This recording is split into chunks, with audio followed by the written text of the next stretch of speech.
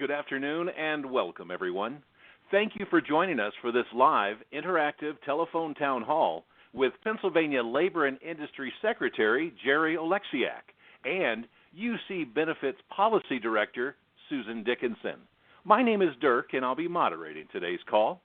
The goal of this event is to provide you with helpful information and to answer your questions, as well as update you on Pennsylvania's unemployment benefits programs during the COVID-19 pandemic.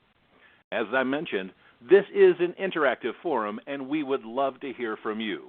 We will be taking as many questions as we possibly can live during this call. If you have a question, you can press *3 on your phone keypad at any time, and you'll be placed in line to speak with a member of our staff. They will take down your name and where you're calling from. The next time you hear your name, you will be live on the call and able to ask your question directly. If you are streaming the event through our website and want to ask a question, you can type your name and question below the streaming player. Again, to ask a question via the telephone, please press *3 on your keypad. We do receive a lot of questions on our live events, so if we're not able to get to your question today, please email us at uchelp@pa.gov. Let's kick off the call with opening remarks from Secretary Oleksiak. Secretary, the floor is yours, sir. Thank you, Dirk, and thank you to all of you who are joining us this afternoon. We appreciate your involvement. Let me start, as we do, with some updates on the numbers. Since March 15th, thus far, we've paid out more than $29.6 billion in unemployment benefits. That includes our traditional program, plus all of the dollars connected to the Federal CARES Act, as well as the extended benefits of Pennsylvania and the Lost Wages Assistance Program. 97% of eligible claimants who filed for regular unemployment between March 15th and September 12th were either paid or were not eligible for benefits. The remaining 3% are cases that are still pending resolution. The statistic fluctuates a bit from week to week because of the date parameters. That 97% has stayed constant, but the dates do change, and we're getting closer to a current date. Our UC Service Center staffing levels have increased by over 164% since mid-March. We've gone from 775 employees to a current total in our UC Service centers across the state and at working at home to a total of 2,045 employees. And those folks have worked close to 360,000 total overtime hours since March 15th, 360,000 overtime hours. Since March 15th, we've also helped just shy of 3 million people through email, phone calls, live chat, and our virtual assistant. It's about 297 or 2,970,000. Our call and chat wait times are still higher than we'd like right now, and we know some people are still having difficulty getting through, especially on days and times with higher call volume. We are continuing to add capacity to cope with this historically high call volume, and by the end of the year, we expect to have the capacity to answer about 8,000 calls a day and respond to about 11,000 emails every day. I always, I say it every week that we know that there are real people at the end of the process, and many of you are waiting for benefits, and we are doing all we can to get those benefits to you. One of the things, unfortunately, that is holding up on those benefits is fraud related to PEUC, the Pandemic Unemployment Assistance Program, which assists those who are not traditionally eligible for unemployment, regular unemployment. As you know from previous updates, this is a national problem. Many states, including Pennsylvania, have experienced issues with the PEUC program, with fraudulent claims being followed by scammers who use stolen identities and information obtained through data breaches that have occurred outside of government agencies. Nothing at L&I was breached. Last month, as we reported, we saw a sudden surge in suspicious PEUC claims, and we had been seeing them decline significantly since this first began. But when we saw that surge, we contacted a federally certified identity verification provider, ID.me, to help with the verifications that to this point have been done manually. Many PEUC claimants have already received directions on their dashboards on how to complete the identity verification from ID.me. We know also that some links to ID.me are being shared. And while we certainly understand that everyone is eager to get their identities verified so they can begin to receive their payments, we want to urge you to be cautious about using one of those links that you receive. External links can easily be spoofed or faked by scammers posing as ID.me or Labor and Industry. We know it's difficult, but the safest option is to wait for the official notification through your dashboard, which is safe and secure. We're also working with ID.me to steadily increase the number of verifications made daily so we can quickly get every claimant who is waiting through this process. There's some other fraud we'd like to talk about that's a little bit beyond what we usually discuss, because several states are reporting an uptick in new fraud schemes. They've reported seeing fraudsters access user accounts and then change bank account information to divert benefit payments.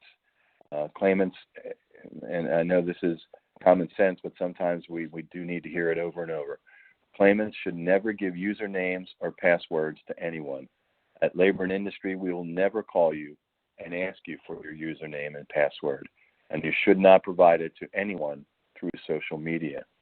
We've seen some of the communications between fraudsters posing as legitimate sources to help for various unemployment compensation programs, and they can be extremely charming, but also extremely deceptive in their communication.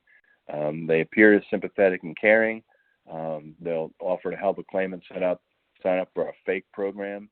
They may even say they're able to unblock your account or to fix a problem. Again, this is not Labor and Industry or ID.me reaching out to you. We will never ask you for your username or password. Again, don't give it to anyone. We continue to urge all Pennsylvanians to remain vigilant and to look for the warning signs of scam and fraudsters. If you go to our website, uc.pa.gov/fraud, you'll find a list of warning signs, details on how to report fraud, and instructions on how to return any fraudulent benefits you may have received. One more bit of personnel news. We recently contracted with Ernst & Young to provide additional support to our adjudication staff. We've been receiving about 20,000 initial claims per week, which is significantly down from the height of the claims, but it's still about double what it was each of the 3 previous years during this time. And while only some of those claims require adjudication, which is a fact-finding process that resolves discrepancies, we estimate the increase in claims over the past few months has caused about 50,000 to 70,000 claims to be awaiting this process. Ernst & Young will assist our current staff members with moving claims through the adjudication process, helping eligible claimants get the payments they are owed more quickly. This firm already, we know, specializes in some of this type of work. They require very little training, and other states are using them with some success as well. We are continuing to assess where additional help is needed while we're facing these historically high claims, and we are shifting our support where and when we have to ensure the claims process is working as smoothly as it possibly can. Let me give you one more last reminder about the Lost Wages Assistance Program. Pennsylvania has not depleted the $2.8 billion in the grant we received from FEMA. This is not a traditional UC program. This is through the Federal Emergency Management Agency. And we are encouraging folks who believe they may be eligible for the $300 weekly benefit to apply. If you were fully or partially unemployed due to COVID, you may be eligible. So we would encourage you to go to our website and apply if you are indeed eligible. Susan, I'm not sure if you have anything you want to add, or are you ready to take questions? Oh, we can dive right into the questions. Thanks. Okay. Thank you, Dirk. All right, here we go. Our first on the line is Russell joins us now. Welcome to the call, Russell. Go ahead with your question, please. Yes, I had tried to collect unemployment for, lived off my bank account for like 27 weeks. That includes back emergency from an old claim. I finally got most of that straightened out. Today's my last day to appeal anything. I discovered I got in there after a couple of days of researching that the reason I thought it was I thought they were using my regular money from my regular UC account because they took some of that money. I thought they were putting in my 13 weeks PEUC, but I discovered last night, I finally figured out up to midnight why that happens, because I didn't get my PEUC because I couldn't file a biweekly claim. They were so close together. I opened a regular UC claim May 17th. And then I figured, well, I also had a financial determination approved from Scranton office for PEUC. I opened that, which was approved successfully May 29th. I filed my first biweekly claim for regular UC May 31st. Well, that messed up my weeks for PEUC, and to this day I have not been able successfully to file any weeks in PEUC, and that's all that money's owed to me. And I don't know what to do here. Today's my last. Do I have to appeal that? Today's my last day to file. I'll appeal. That's my question. Hey, Russell. So it sounds like you had an open UC claim that you were just finishing before rolling on to PEUC. So if I have that correct, then after the UC claim would have finished, you'd mentioned the end of May as a specific date. I don't know if that's the day that you opened a brand new UC claim or you just reopened your existing claim. But in any case, once those 26 weeks are up, or however many weeks you had, I'm just going to assume 26, that's when the PEUC claim comes into play for the 13 weeks. So your determination, you had mentioned, today's the last day to appeal. I'm wondering if that's your PEUC financial determination. And if so, it's not really an appeal. You're just looking to get the weeks filed, because it sounds, I believe you had said you weren't able to file biweekly for the PEUC weeks. And that could be something specific to your claim if it's not accepting the weekly filing. I haven't heard of anyone lately necessarily having that same problem. So it might be something on your claim that you just need to have staff adjust and fix. But when you talk to them, depending on how many weeks there are, what they'll do is they'll just make the weeks offerable, and then you'll be able to go in and claim all of them at the same time. Like if it is, for example, if you have already reached the end of the 13 weeks of PEUC, they'd be able to make all 13 available, and then you'd be able to file for all of them at once. So it's all based on timing. They have to, the system waits for your regular UC claim to have a $0 balance in it before it sets up the PEUC. And then you just, normally keep claiming every 2 weeks after that. But if there is something holding yours up, then that is likely, why you weren't able to do it. And sometimes that's because it could be like an odd week that you exhausted your UC claim. So when you get to your PEUC claim, instead of taking 2 weeks, it's only taking 1 week. There's certain things that could happen that kind of throw off the schedule. Now, in general, with the beginning of the pandemic, we did start allowing a grace of more than 2 weeks going backward for people to file, and it's still set at about 6 weeks.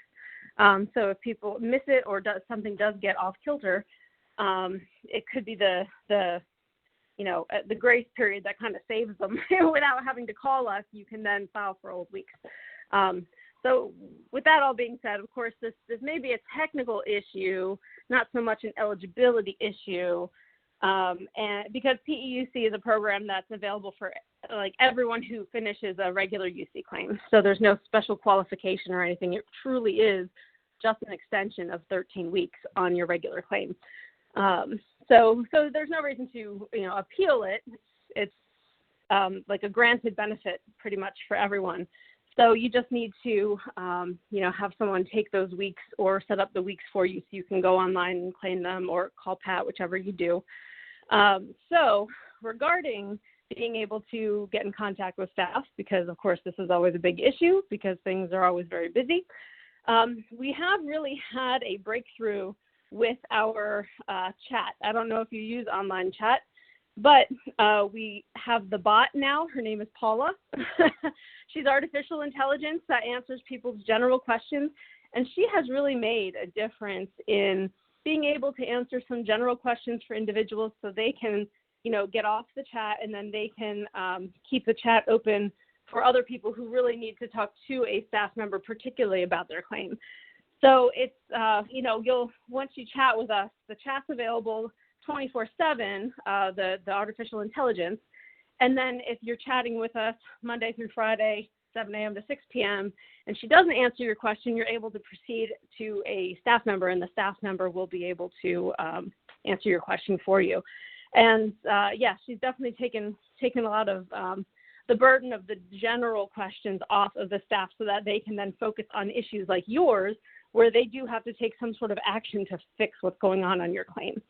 And then, of course, there's always the option to call, which, is a lot of times busy, but later in the week is always better.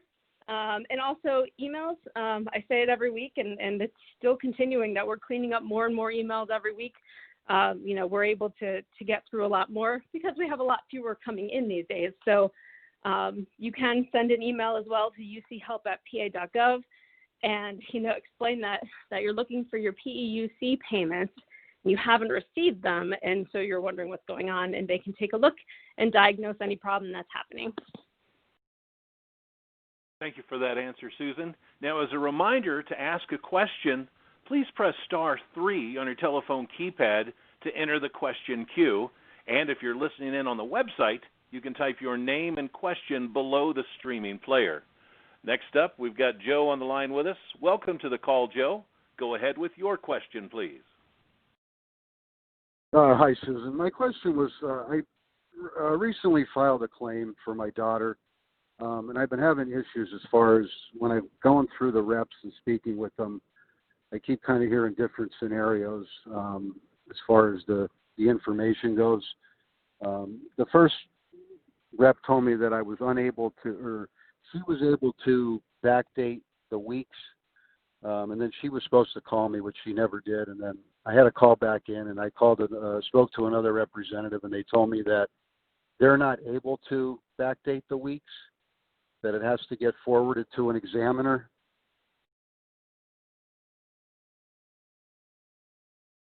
Okay, so for that issue, it actually, if it's on, depends on, the program. I'll throw both of them out there for everyone listening.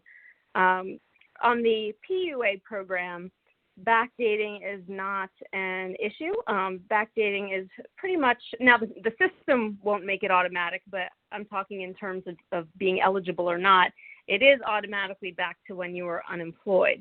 So, for example, if, someone was unemployed due to a COVID reason back in April, and they just filed a claim this week, there won't be an issue in backdating it all the way back to April because that is how the law was written.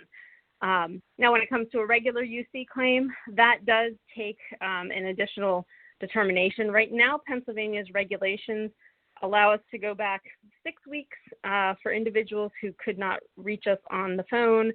And then there's additional, it's 2 weeks for some sort of a malfunction, and 2 weeks off the top of my head, I forget what it is, but we can stack all of those together and give people 10 weeks back, which of course in this situation is not completely helpful because this is an unprecedented situation.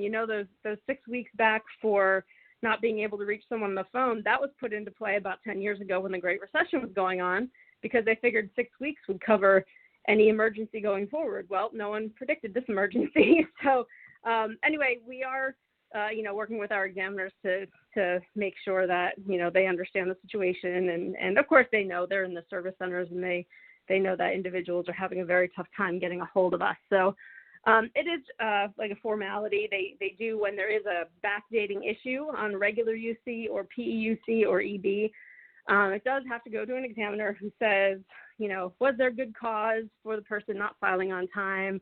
And if so, then they can grant the benefits. So that's pretty much the process. And then they just would issue the determination. And as I mentioned on PUA, it's not an issue, so there wouldn't be a determination or anything. The staff would just take the information about when the person was unemployed. They would have to go back. This is the tedious part. They would have to go back and ask the person the continued claims questions for every week since they wanted to be backdated. So, if it was, for example, all the way back to April, they'd have to ask a series of questions and go week by week. So it could be a very long phone conversation to get all the way down to October. But that is, generally how it works. Backdating isn't it's definitely been an issue for a lot of people, only because there has been so much volume, and trying to get claims filed and straightened out has been a challenge. But with that said, backdating is also not a very complicated issue, so it shouldn't take long to resolve. It's just a few simple questions, and then they can make a decision and move on there. All right, the next caller is Jonathan. Jonathan, welcome to the call. Thanks for your patience. Go ahead with your question, please. Okay, thank you. Back in June, I was laid off, and I filled out a claim. Everything was good. A couple days later, I got the claim notification letter, and then a notification of financial determination. Everything's all good. I got the PIN number, everything. But I've been filling out my biweekly claims and everything, but I haven't yet received a check. It's almost been 20 weeks now. Can you help me? Hi, Jonathan. So there's, the first thing that jumps to mind is possibly an eligibility issue if an individual, says something on their application that where it's something that we have to look into more. That could be a reason if payment was not released. If you do have online access, it's a good idea to go to our website and log in to see recent payments. If no payments have been made, then that tells you there is some sort of eligibility issue, based on what you said on your application, for example. And there are so many times where an individual just doesn't understand what the different options mean. Like if we ask, what was your reason for separation?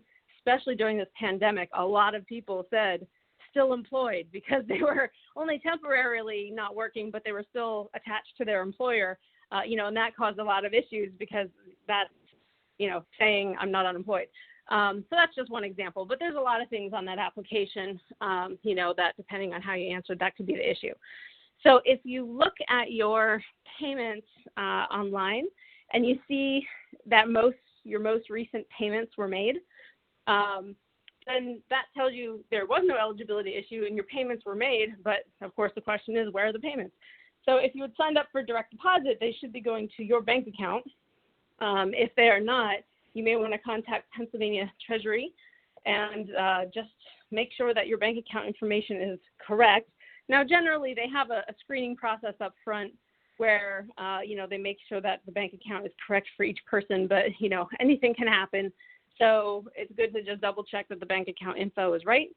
And also, it could be that your payments are going to your debit card. We do send debit cards to practically everybody on unemployment, even if they sign up for direct deposit. And the reason for that is in case there is an issue with the direct deposit, the routing number, something like that, then we're not holding the person up from receiving their money. So debit cards go out immediately, like as soon as someone's financially eligible, we'll send the debit card so that a person has it just in case. And the debit cards are good for 3 years. So if you have filed recently in the past 3 years and you have a debit card from then, it would be on that card. You wouldn't receive a new card. So that's also another possibility.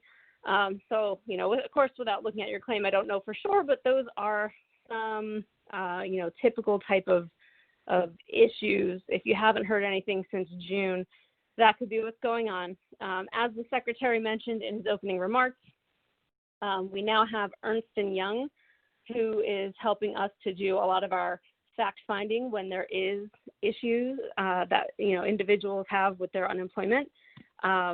It's an issue about eligibility, and we have to decide if the person's eligible or not. This is really helpful because the fact-finding process is where the person calls individuals, they call the different parties, they gather the information. That's always the most time-consuming and tedious part. So to have a vendor helping us do that and then just feeding us the information, and our examiners will be able to make the decision as to whether or not someone gets paid, that'll be extremely helpful, and we'll start speeding a lot of this up. So if that is, the issue with your claim, especially your claim being so old back in June, you would definitely be seeing a resolution on that sometime soon if it is truly an eligibility issue.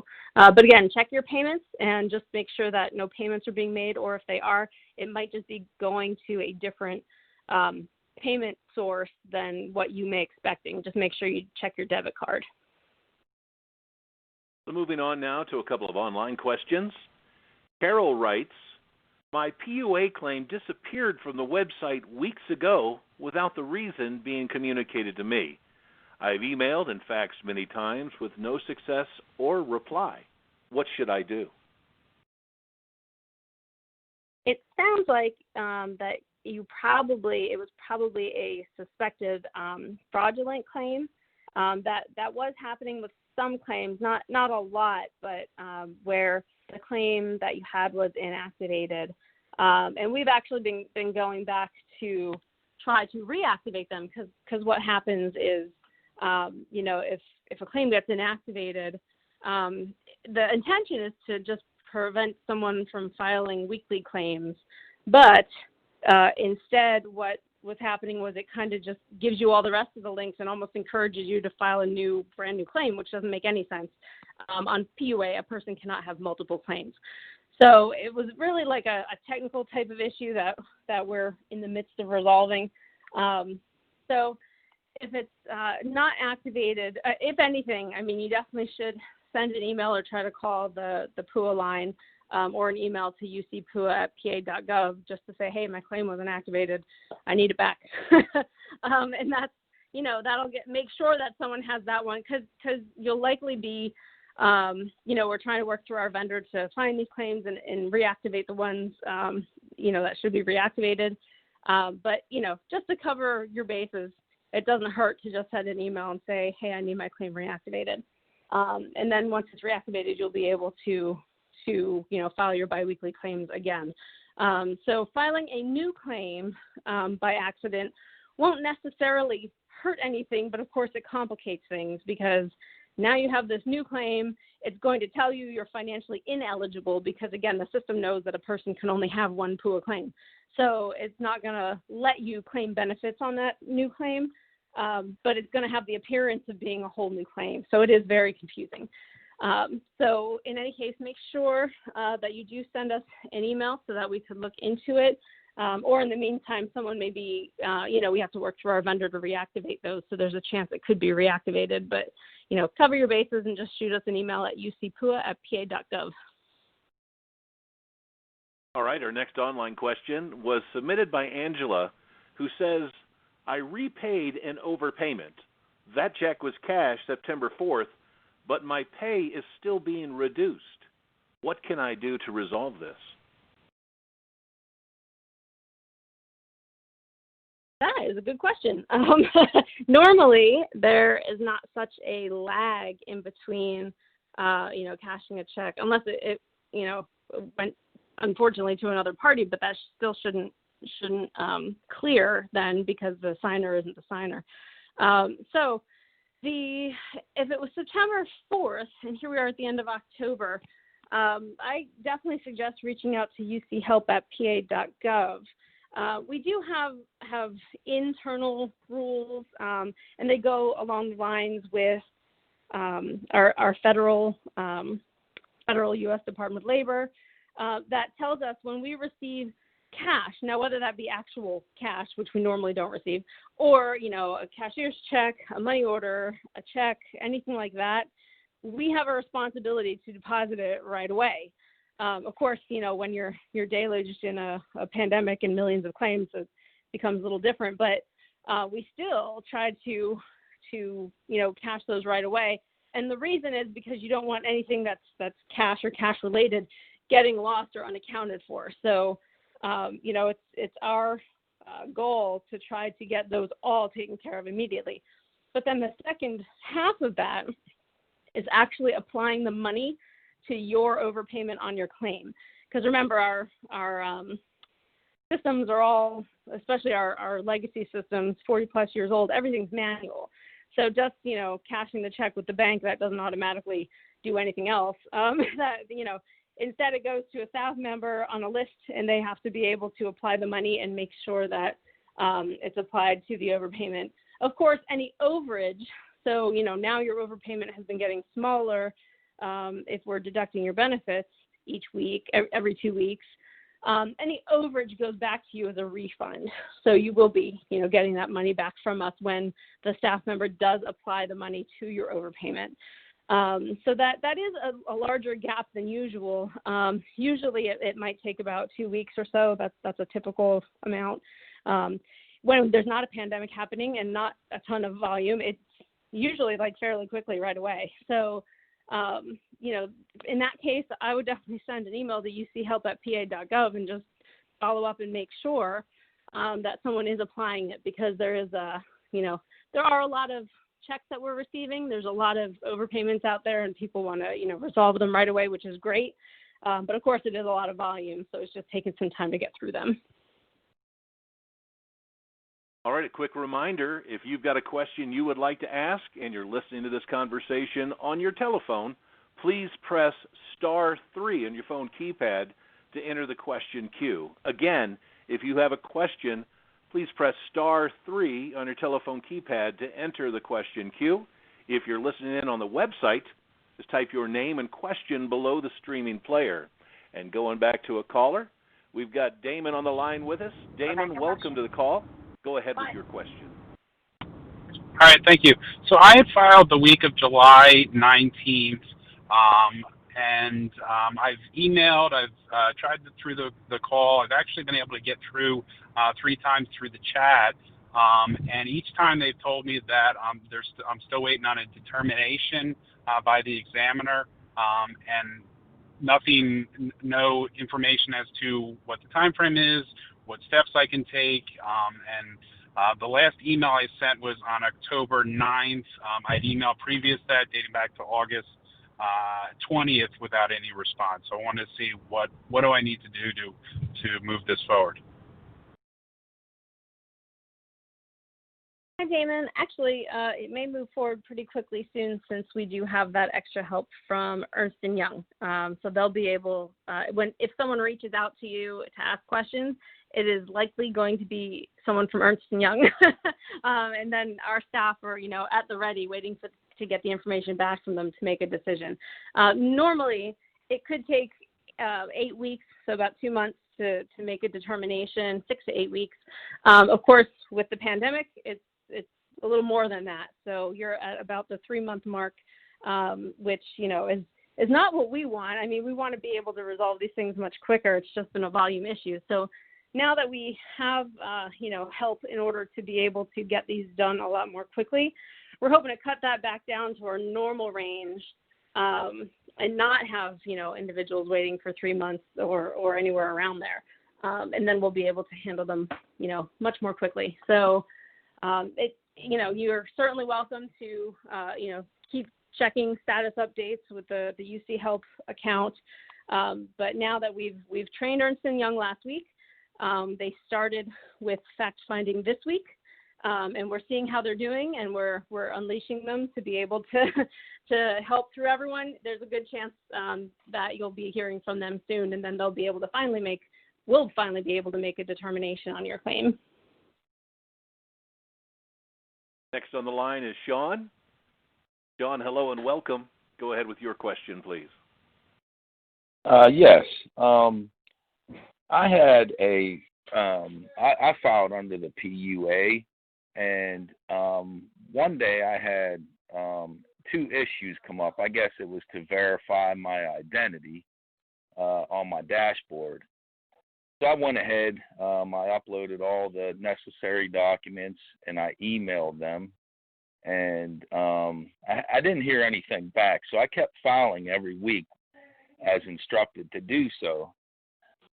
This past week, I did receive benefits, but I was under the impression that once this issue was cleared, that all the weeks that I had filed would be released as well. And this incident started occurring on 7/25, and I was wondering when the rest of those payments would be released. And also one more question. I applied for the LWA, and I haven't heard anything back about that yet either.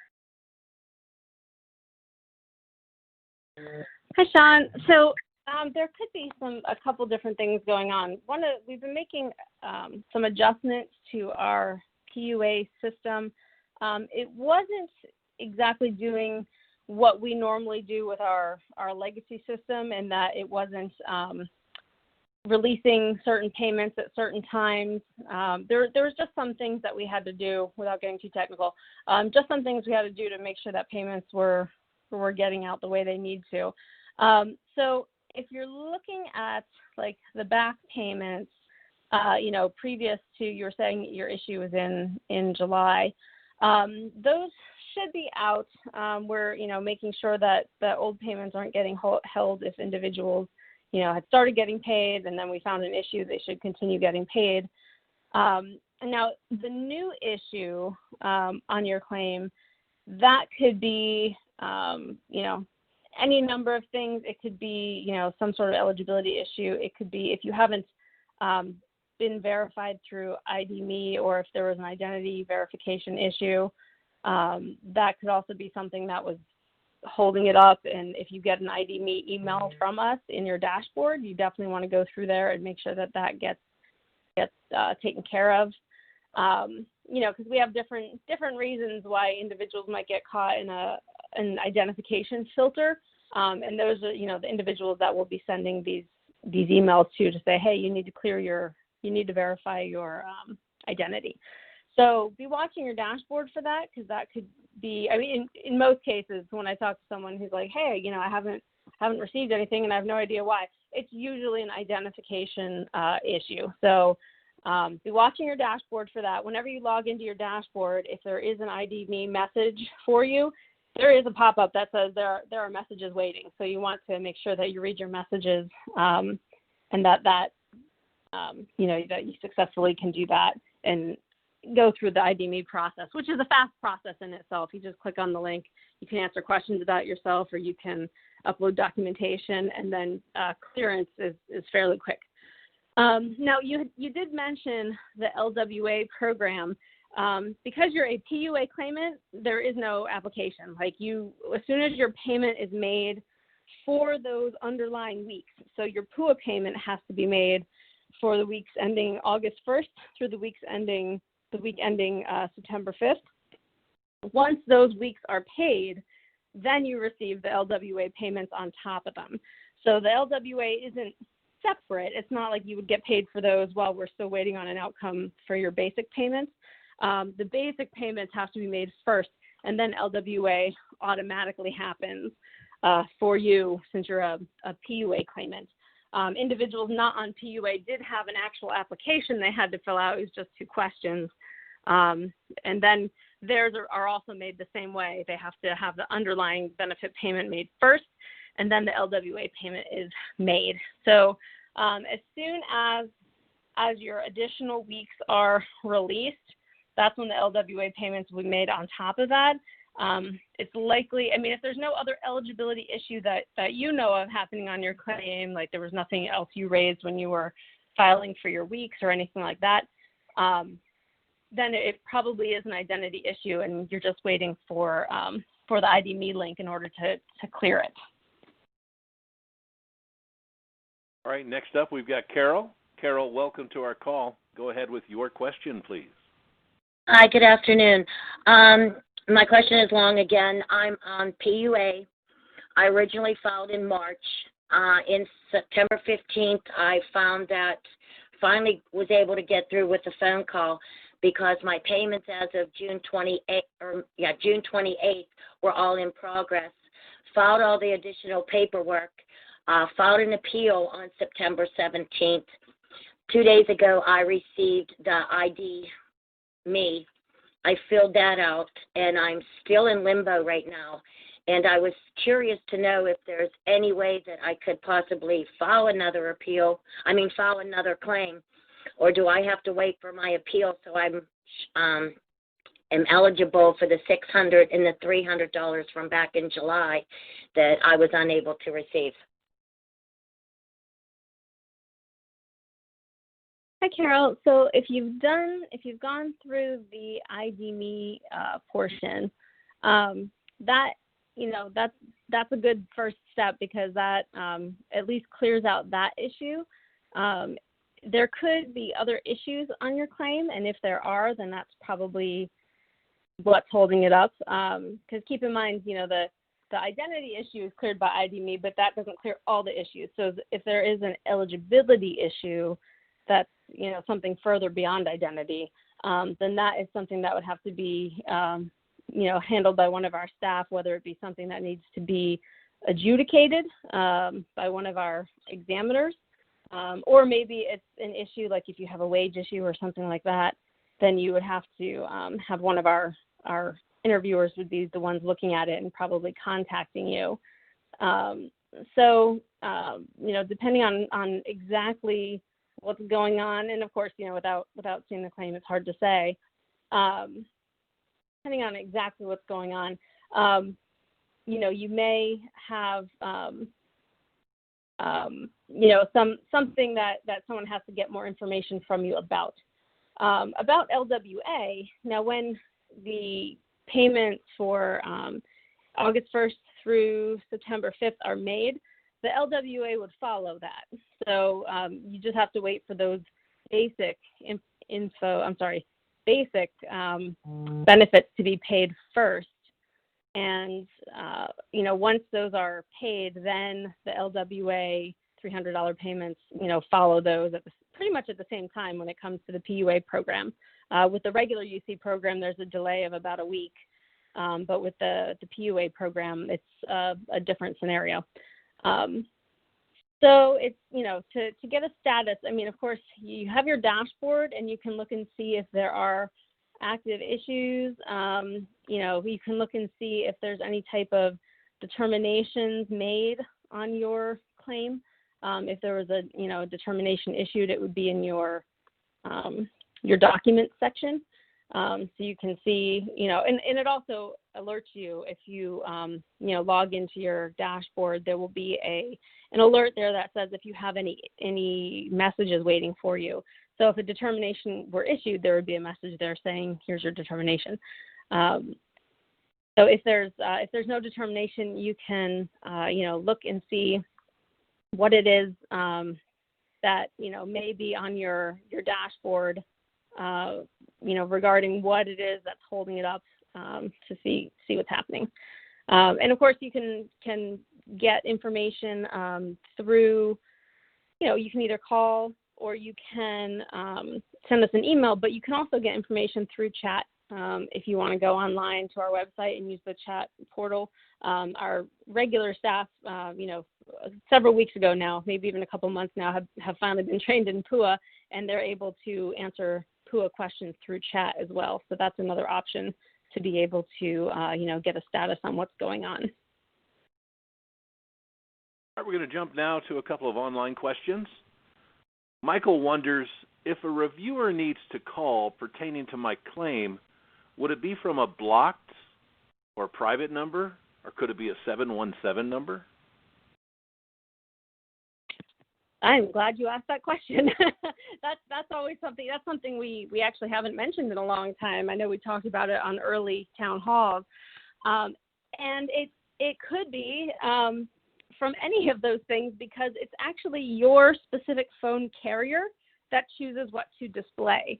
So, of course, as the department, we want everyone to be able to see that, Department of Labor and Industry Unemployment Compensation is calling because we want people to answer their phones.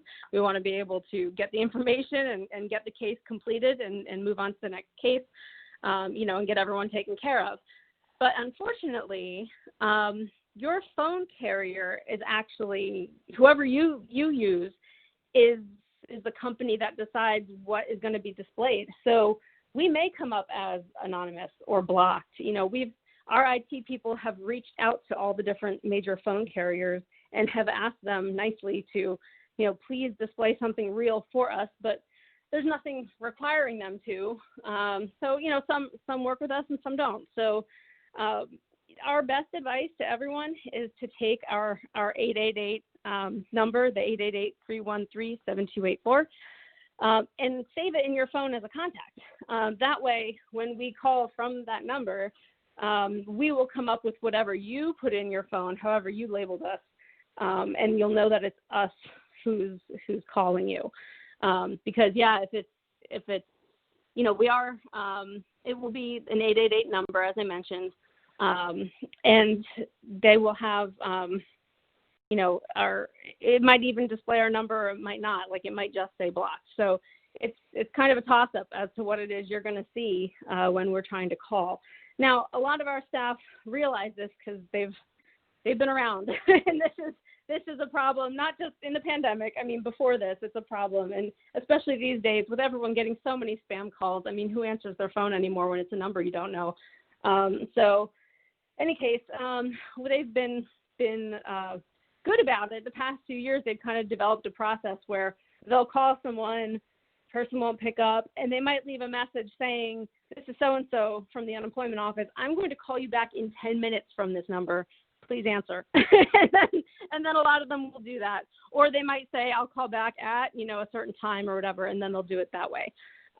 So we're trying to be creative in order to get in touch with people, but also encouraging everyone to put us in your phone.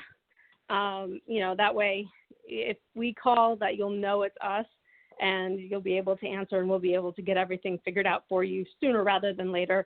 If we can't get a hold of someone, eventually we do usually send like a questionnaire or some sort of a letter or something like that, depending on the situation. So, but of course, we don't want to do that, and especially with mail being very slow these days, the Postal Service is a little bit slower.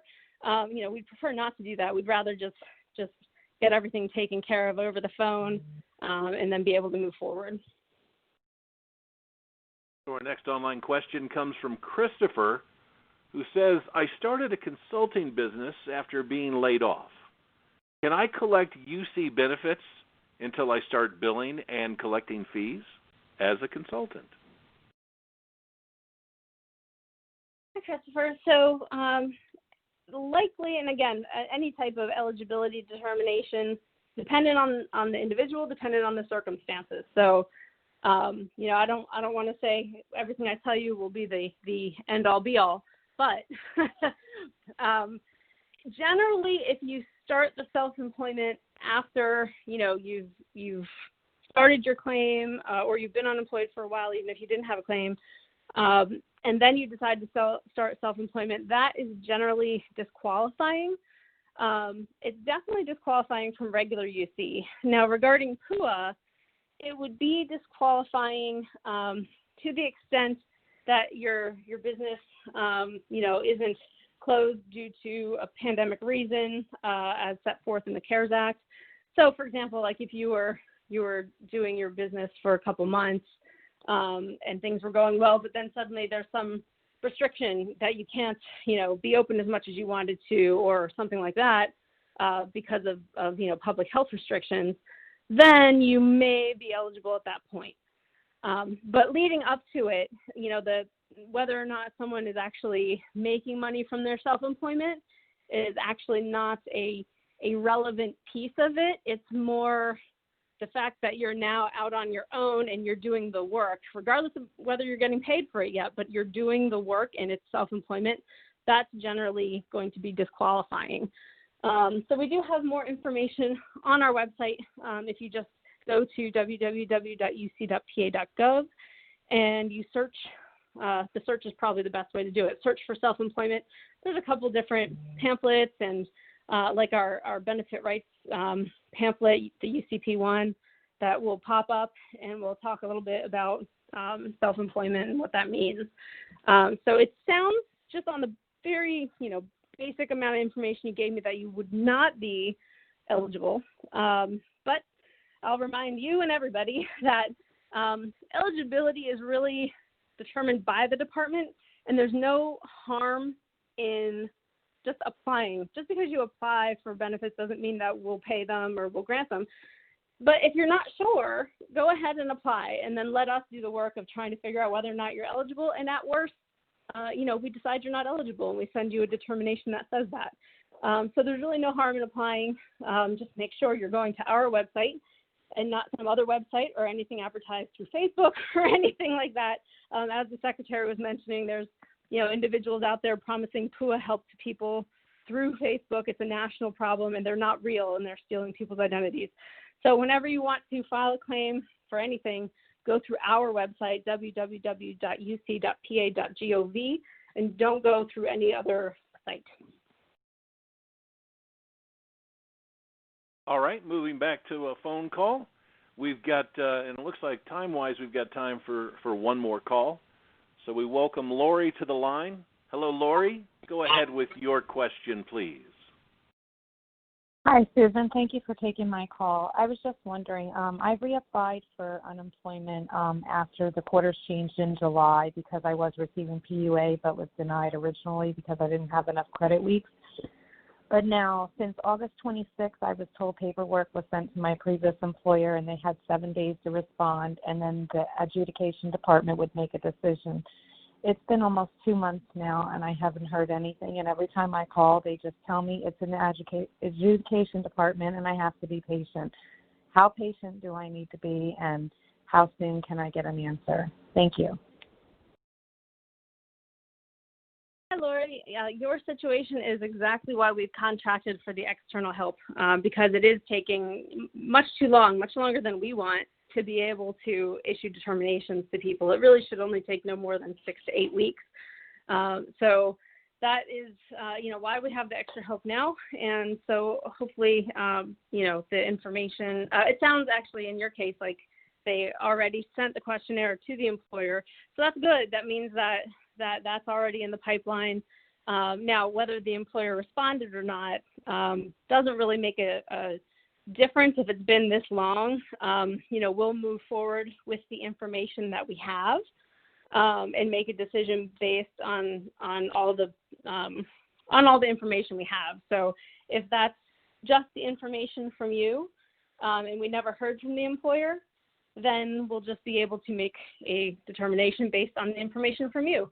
If the employer did get back to us and let's say, that whatever questions were asked, the answers that you gave are different than the answers that they gave, and so it's not really clear what the situation is. In that case, the adjudicator goes back and forth between the parties to try to resolve what the discrepancies are. And of course, so that takes longer. You have to be able to go back and forth and, kind of revisit, okay, this is, the answer that the other party gave. What can you tell me in your words, what the situation is? So that part, which we call rebuttal, the rebuttal part may take a little longer, until they've come up with a resolution where they can agree, both sides. It seems like this is probably the situation that happened. It could take a little bit. And actually there is, if anyone is familiar with our frequently asked questions page on our website, we do actually have a series of videos that shows the adjudication process. a series of videos that shows a bunch of different things, but one of the videos is the adjudication process. So if you go to our frequently asked questions for claimants, there's a link there for helpful UC videos, and you can click on it and it'll show you what the adjudication process is like. So it is, it has been, you mentioned July. It's definitely been much longer than you want and much longer than we want as well. So now that we have the extra help, and yours is one that was already in the pipeline, so then our staff can let the helpers take care of the newer claims while they clean up the older claims, and then the helpers will start helping with the older claims as well. That should get everything flowing much better, and you should have a decision fairly soon, especially if we have collected all the information that we need. So we're coming to the end of this live L&I Town Hall. We appreciate the opportunity to speak directly with you and answer your questions. I'll turn it over now to Secretary Oleksiak for closing comments. Secretary? Thank you, Dirk, and thank you, Susan, as always, for your expertise. We appreciate those of you who joined us, and we hope you find these calls as helpful as we do. Thank you. So for continuing updates from Pennsylvania Labor and Industry, please visit www.uc.pa.gov. And once again, if we were unable to answer your questions, please send an email to uchelp@pa.gov. Thank you again to everyone for taking the time to participate in this call. We hope you stay healthy and safe and have a fantastic day. Thank you.